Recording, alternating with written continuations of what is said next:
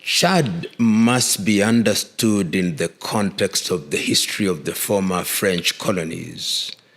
In 1958, when Charles de Gaulle became the president of France, and the wave of independence has started, he allowed the former French colonies to vote either yes or no, to remain within the effective control of France by voting yes or voting no, and gain independence and be outside of the control of France. And of course, Guinea and Algeria were quite clear and took a clear decision. When therefore Chad regained independence under the leadership of Francois Tombalbaye, it was a new beginning, but French dominance was still alive and well. And I remember at one time during the 1970s, when there was the desire, early 70s, to move away from colonial names and other things, Francois Tombalbaye became Ngata Tombalbaye. But he was an erratic character.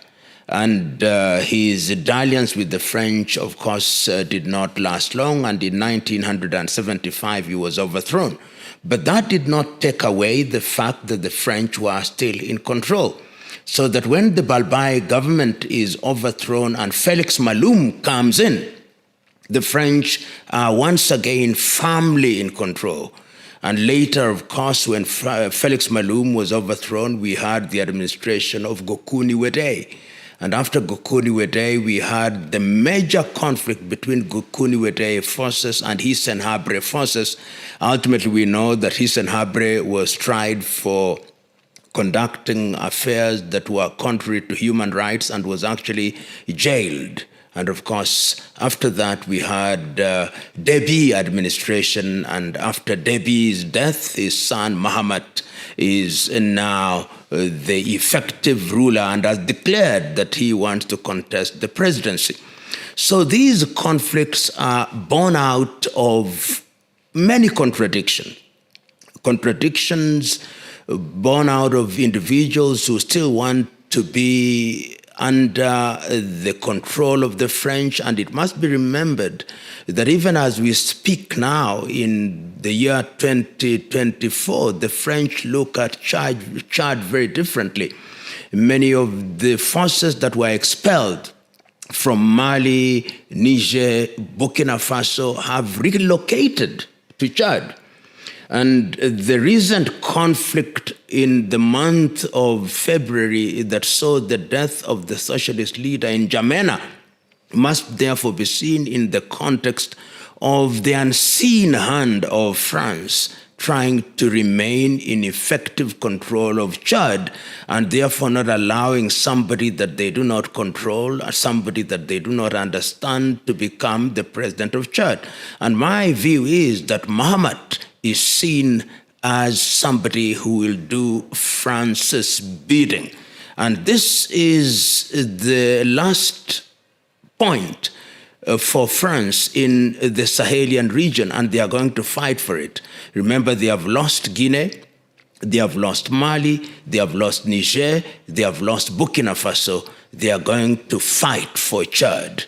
That, in my view, is the brief history and the circumstances surrounding the current Chadian situation.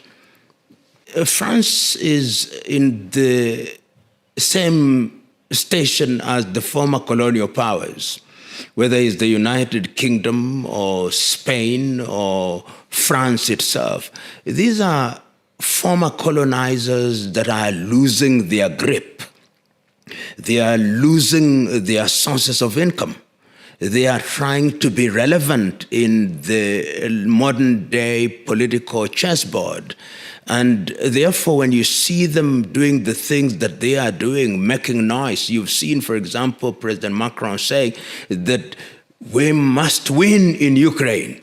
We cannot allow the Russians to win. We are going to make sure that they are defeated. A very unfortunate statement, if you ask me. If you say that this is a conflict between Ukraine and Russia, and a foreign power which has a very dark historical past is saying we must win, it tells you that this is a proxy war.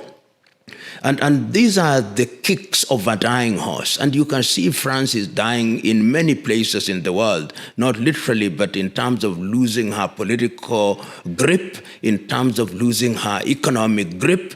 And that is in itself indicative of a system that has too many internal contradictions. And those contradictions are beginning to undermine their confidence.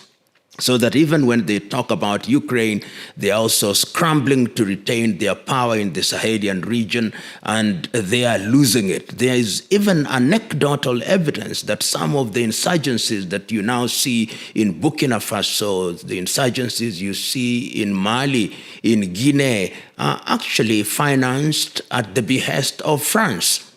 And when they see a country like Chad continuing to behave as if it were a neo-colony, then they like it, and they are going to do everything to protect her for their benefit.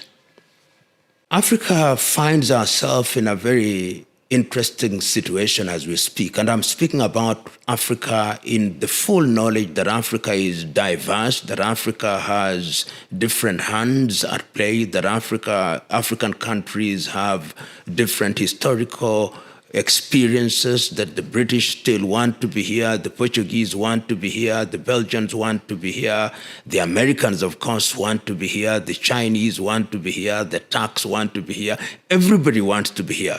But France is a lot more desperate.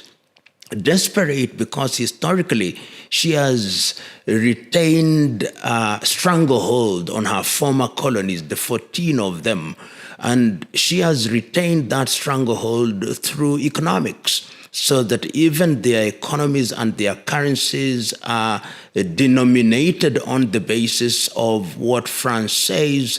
Their resources are controlled from France. Their resources are exploited by the French. And therefore, what we see as a rebellion or a revolution in countries such as Guinea, such as Mali, such as Niger, such as Burkina Faso, if they are handled well, they are the beginning of a new wave of thinking, which is sending a clear message to the colonizer turned neo-colonizer that African countries now want to reorganize their governance in a manner that responds to the reality of their situations, in a manner that will enable them to be in charge of their economies, in a manner that will ensure that they are no longer satellite states. But that only depends on how those administrations midwife the transition between the military takeovers into the next phase, where there'll be people participation. And it's not going to be easy, because countries like France never say die.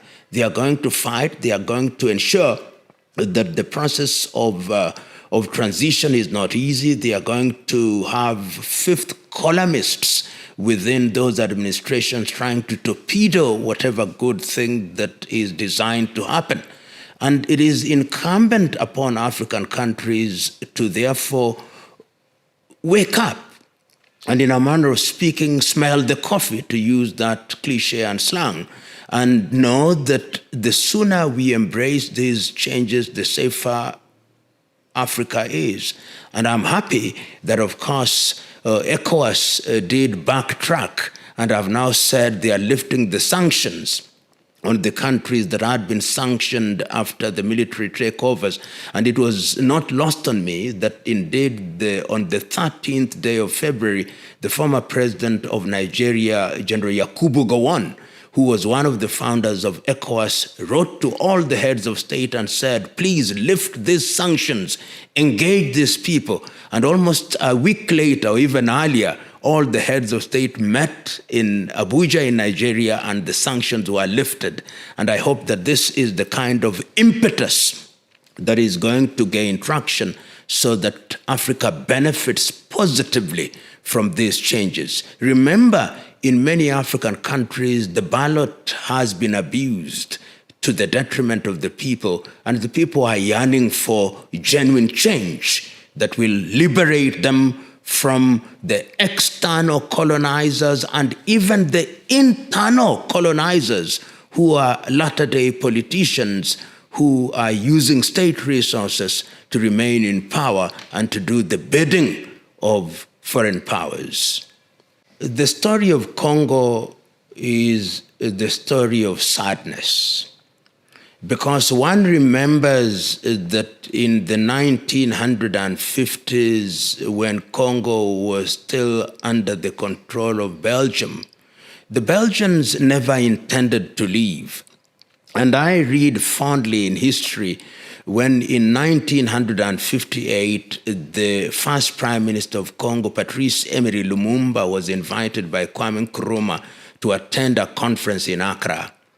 That invitation to Lumumba was never meant to take place. In fact, the person who had been invited was Joseph Kasavubu, who was to become the first president. And when they came back, Lumumba had now had a dalliance with other leaders such as Nkomo, such as Nkrumah, and others. And he came back, and the agitation for independence started in earnest. So that when the Belgians decided to grant independence to Congo, it was in a style that was designed to ensure that it failed. And King Baudouin, who was the king of Belgium at that time, was disgusted on that day when Lumumba gave his famous speech that the history of the Congolese will be written by the Congolese themselves. And barely 1 year, 9 months almost, after the independence had been granted, we saw what started to happen. What started to happen is they sowed the seeds of discord between Lumumba and Kasavubu. At that time, they had already recruited Joseph Desire Mobutu to be an agent of the Belgians, and history now confirms that he was an agent of the CIA. They accused Lumumba of being a communist, and they even sowed the seeds of secession in Katanga and even in Kivu. And of course, we know that Lumumba was arrested and ultimately executed. And the structure was designed in such a way that Congo would never be united, because the resources in Congo are so much that nobody wants a united and orderly Congo. They want a Congo that is in disarray so that they can continue to exploit the resources of Congo. And we saw that during the kleptocratic regime of Mobutu Sese Seko, that is exactly what happened. And even when Kabila came in, the two Kabilas, nothing much changed. So Congo remains a scar on the conscience of Africa because she is so well endowed with resources, yet our people remain poor because external forces continue to control Congo. In fact, there is evidence to suggest that one of the busiest airspaces in the continent of Africa is Eastern Congo. They are mining coltan, they are mining cobalt, they are mining diamond, they are mining gold, they are mining rare earth. And their latter-day entrance is not just the European powers. The Chinese are now there. The Americans have always been there since the 1940s, 50s, and the Belgians are there, the French are there, and other independent miners. And Congo is therefore a complex environment, and that complexity has seen one of the major wars, what was described at that time as Africa's World War, when many forces from Africa came, and of course there was a lull, and then that disappeared, and we have seen once again that the forces of destruction and division are back again in Congo, and Congo is not at ease. One need only read the writings on this history in the famous works of Kwame Nkrumah, Challenge of the Congo, and you will understand that Congo is a country that is on the jaws of danger. Complex conflict. Complex because there are external players external players who now know or believe and have the strong conviction that a disorderly Congo is good. Because if you have conflict, and it's estimated that there are over 120 armed groups in eastern Congo only, that tells you how complex it is. And these armed groups are financing their activities through illegal mining. It also must be understood that Congo, like most African countries, are victims of the arbitrary boundaries that were created in Berlin. People never remember this as often as they should. But the conference that was held in Berlin in 1884 and 1885 was actually known as the Congo Conference. It was at the behest of King Leopold of the Belgians to deal with the question of Congo, and that is how the partition then came about, in order to give people spheres of influence so that the European powers would not fight one another as they extracted things from the Congolese people.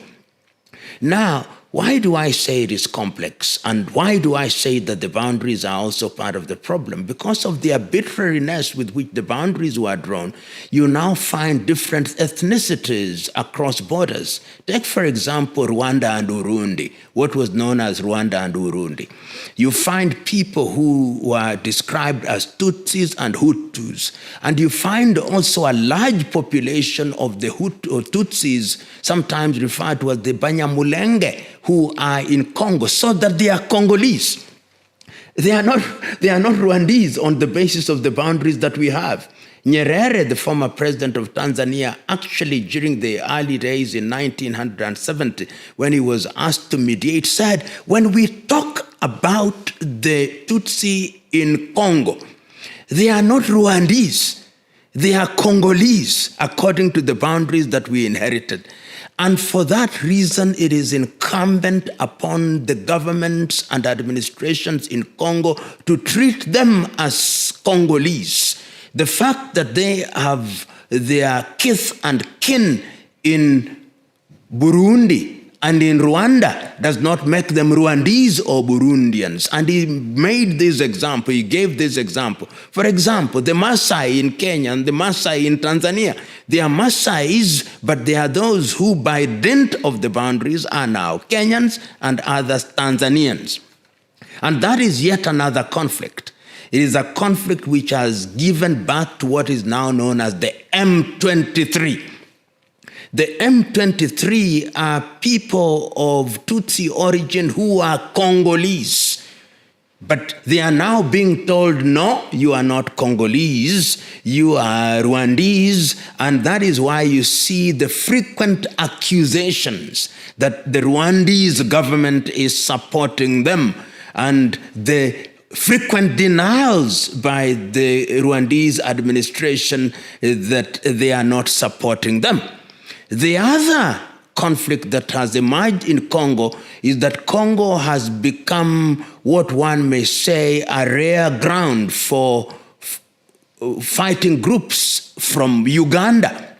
The ADF, when they were expelled by the current NRM regime, went into the forests in Congo. You'll remember that even Joseph Kony at one time went to Central Africa through Congo. There is also evidence to suggest that there are Burundian fighters, rebels also in Congo, in those thick forests. So it is a combination of factors. Local factors, commercial reasons by illegal miners, foreign hands which want to ensure that Congo remains the way it is, local politicians who benefit from a disorganized and disorderly and conflict-ridden Congo. All these factors conjoined create what is essentially a state of confusion which needs resolution by the entire continent of Africa. Unfortunately, Africa has not handled this matter well. In the early days, we had, not early to mean maybe 2-3 years ago, we had João Lourenço, the president of Angola, being the mediator, and SADC was then very much involved. They even had their forces. Then the Tshisekedi government brought in the East African forces and once again got dissatisfied. They are now back to the SADC forces. That tells you the kind of confusion that there is. I have myself several times suggested to some of the individuals that I know that are former heads of states and government to come in as the elder statesmen and women of Africa and have an all-Congolese conference during which all the combatants would be involved and they decide how to govern Congo and how to ensure that there is sustainable peace in Congo. Easier said than done, but necessary and urgent. Not easy. Because when your government is in Kinshasa and you are talking about a country which is the size of Western Europe, the infrastructure is poor, you cannot be in effective control of the country. So the president can say what he is saying in Kinshasa, but the people in Goma can ignore him. The people in Katanga can ignore him because the territory is so big, the people are so divided, the interests are so diverse that it will take a combined effort of all Africans of goodwill to give them the ability to deal with the problem as it is. As it is now, it is not possible. They just don't have the resources, they don't have the personnel, and they don't have the, in my view, even the ability to pacify Congo if it is left to them. It's one that is not desirable at all. It is an undesirable conflict, but it would be a conflict that would bring in quite a number of neighbors if such a conflict were to take place. And let people not be cheated. And President Kagame has been on record as saying that we don't want any conflict, but if it is brought on us, then we are going to defend ourselves to the last person. And that is exactly what is going to happen. The assumption that Rwanda is a little country that you can overwhelm in a few days is completely misguided. And I hope that the administration in Kinshasa remains conscious of this, that Africa does not need a conflict of that nature. As I've already indicated, there are over 120 armed groups in that area, all of which have different commands. So what you would be bringing forth if there was a conflict of that kind would be chaos. It would be hell on earth. People would create an environment where they will just control little fiefdoms, where they mine and engage in illicit trade, which is completely undesirable. And remember that there are people within these territories who also would be acting at the behest of foreign powers. And I'm happy to hear that President Tshisekedi has now said that he is prepared to meet President Kagame. There was a time when he said he was not going to meet President Kagame, but wisdom is going to prevail. And I hope that in the next few weeks, there will be such a meeting between President Tshisekedi and President Paul Kagame, and that the tension would be eased, and that we would have rapprochement, and we would have a peaceful resolution to all the issues that are outstanding, if any, between Democratic Republic of Congo and Rwanda.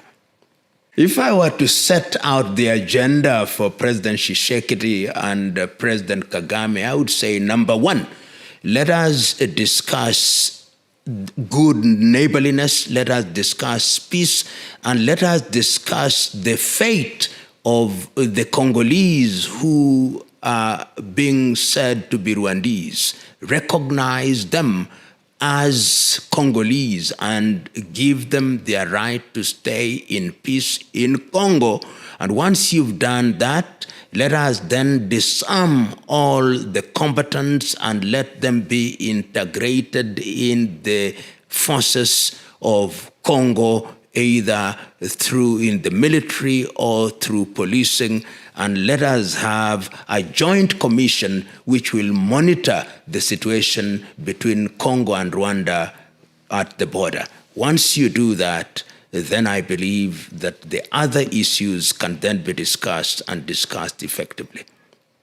It's a combination of both. You cannot ignore when a mosquito is biting an elephant, the elephant must be concerned both about the mosquito and the pack of lions that want to attack. So the internal fighters would be the mosquito, but they are very irritating and very dangerous, and they can ensure that you can't even operate. The pack of lions are the foreign powers, and they come under different guises. They come under European Union, Chinese, and all they want are the resources. They'll give you a pittance, and they think and make you believe that you are being taken care of. So I think it must be a multi-track approach.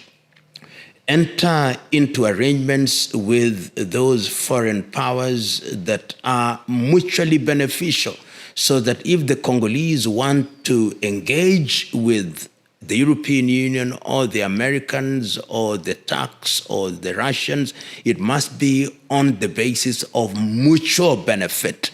And internally, you must also create an environment that is going to ensure that trade can be undertaken in a proper manner, so that you don't have conflicts which undermine the environment and poison the environment in which you want trade to be undertaken.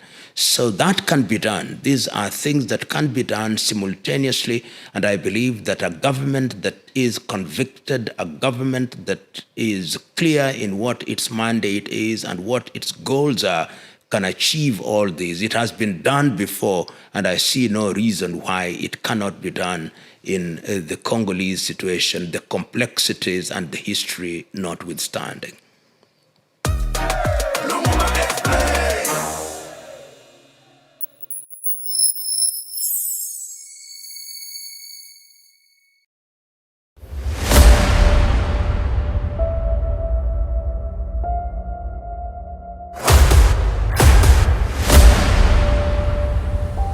This is the journey to one Africa.